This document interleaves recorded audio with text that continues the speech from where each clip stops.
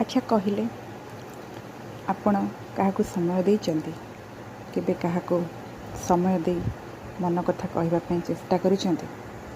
ଆପଣଙ୍କ ଆଗରେ ଥିବା ବ୍ୟକ୍ତିଟି କ'ଣ ଆପଣଙ୍କ କଥା ଶୁଣିଛି? ଆଜ୍ଞା ହଁ, ମୁଁ ସେଇମାନଙ୍କ କଥା କହୁଛି।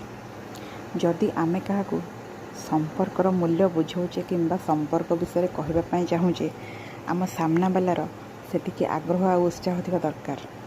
ଆପଣ ସମୟ ସେଇମାନଙ୍କୁ ଦିଅନ୍ତୁ ଯେଉଁମାନେ ସମୟର ମୂଲ୍ୟ ବୁଝନ୍ତି, ଆପଣଙ୍କୁ ସମ୍ମାନ କରନ୍ତି ଆଉ ଆପଣଙ୍କ କଥାକୁ ସମର୍ଥନ କରି ଶୁଣିବା ପାଇଁ ଧୈର୍ଯ୍ୟ ରଖନ୍ତି କି ଆପଣ କ'ଣ କହୁଛନ୍ତି ସେ ଆପଣଙ୍କ କଥାକୁ ଶୁଣିବେ, ତାପରେ ତା'ର ଉତ୍ତର ଦେବେ।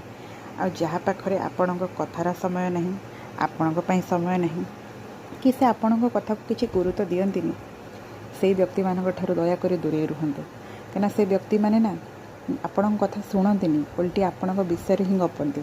ଆପଣ କ'ଣ କରନ୍ତି କ'ଣ ନ କରନ୍ତି, ସେ କେବେ ଆପଣ ତାଙ୍କୁ ଯେତେ ଭଲ ପାଇବା ଦିଅନ୍ତୁ, ଯେତେ ଆଦର କରନ୍ତୁ, ସେ କେବେ ବି ଆପଣଙ୍କୁ ସେତିକି ସମ୍ମାନ ଦେବେନି କି ଆପଣଙ୍କୁ ସେତିକି ସମ୍ପର୍କର ମୂଲ୍ୟ, ଆପଣଙ୍କ ସମ୍ପର୍କର ମୂଲ୍ୟକୁ ସେ ସେତିକି ବୁଝିପାରିବେ ନାହିଁ।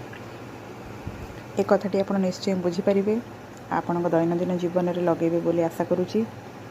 ଆଜି ତ ହେଉଛି ଗୁରୁବାର, ମୋର ଲଞ୍ଚରେ ଡାଲି ରାନ୍ଧିଛି, ଆଉ ସୋୟାବିନ୍ କଷା ବନେଇଛି, ଜହ୍ନି ଆଳୁ ବଡ଼ି ବା ସନ୍ତୁଳା ବନେଇ ଦେଇଛି, କିଛି ମସଲା ବି ଦେଇନି, ଖାଲି ସିମ୍ପଲ୍ ୱେରେ ପିଆଜ ଫୁଟଣ କରିକି ସନ୍ତୁଳା କରିଛି ଖାଲି ବଡ଼ି ଦେଇକି। ଆପଣଙ୍କୁ ଏଇ ଟାଇପ୍ର ଜହ୍ନି ସନ୍ତୁଳା ଭଲ ଲାଗେ କି ନାହିଁ ଜଣେଇବେ। ସୋୟାବିନ୍ କଷାରେ ଆଉ କେମିତି କ'ଣ ଭଲ ପ୍ରୋସେସ୍ରେ ସୋୟାବିନ୍ ତରକାରୀ ରୋଷେଇ ହୋଇପାରିବ ମୋତେ ନିହାତି କମେଣ୍ଟ ମାଧ୍ୟମରେ ଜଣେଇବେ। ମୋ ଭିଡ଼ିଓଟି ଯଦି ଭଲ ଲାଗିଛି ଗୋଟେ ଲାଇକ୍ କରିବେ, ଗୋଟେ କମେଣ୍ଟ କରିବେ, ସେୟାର କରିବେ, ପେଜ୍କୁ ନିହାତି ଭାବରେ ଫଲୋ କରିବେ। ବହୁତ ଦିନ ହେଲା ମୁଁ କିଛି ଲେଖା ଆଣିପାରୁନି, ଭାବୁଛି ଆଜି ସନ୍ଧ୍ୟାରେ ନିହାତି ଗୋଟେ ଲେଖା ଦେବି। ଦେଖନ୍ତୁ ପେଜ୍କୁ, ଭଲ ପାଇବା ଦିଅନ୍ତୁ। ରହୁଛି, ଜୟ ଜଗନ୍ନାଥ।